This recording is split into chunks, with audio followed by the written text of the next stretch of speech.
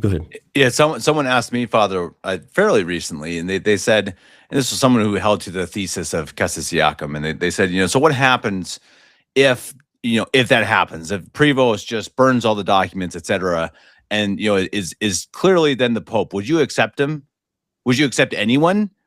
And at first I was kind of like, that's ridiculous, but then when I really sat back and thought about it, it's like, ooh, that's actually a good question, and I think that's a really fair question that I think Catholics should ask. Every single one, traditional Catholics should really ask, no matter how we get a new pope, if it's through the thesis, which I don't necessarily personally abide by, but okay, if it is, or if it's by an imperfect council, are we going to actually accept what he rules and decides? Are we going to accept if he says, actually, the 55 changes aren't even enough, we need to do more?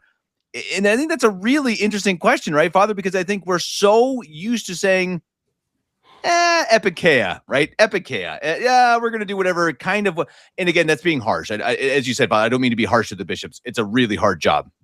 But I think that's a dangerous thing. And I think, what do you think that's a case, Father? Is there a time in the next decades where traditional Catholics can actually accept the rulings of a true pope? I think that's a fair question to ask. It's a good question, and that's exactly what we need to discuss. I mean, these things have to be almost like written down on paper, where we say, this is what we're asking. These are the things that we're asking that we need to have, and if we have them, we can accept that. That's a Catholic pope. To give you an example, this is very real. Let's say that we get a true pope, and I'll explain that in a bit. We'll discuss that. Hey, for those watching the video, at the end of this, I'm going to discuss how the thesis clergy can actually get involved with the imperfect council too. That's going to be interesting. They won't be happy. But we need to say, okay, these are the things that we're demanding. These are the essential things, and the other things are accidental. Let's say that we get a traditional Catholic pope, and he does those principles that I will discuss, but he says, hey, we're going to have English in the Mass.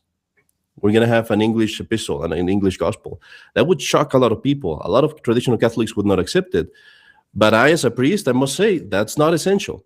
That's not essential. It's difficult. I would hate it. I would not like English. I would say, like, no, maybe the epistle and the gospel, but nothing else. But you have to admit, that's not essential. That wasn't the essential part. So these are the things that we need to discuss. Or, many other things like that could happen, right? They could say, well, we're going to remove the 55 Holy Week. Okay, well, we need to take that or not. We're going to keep it.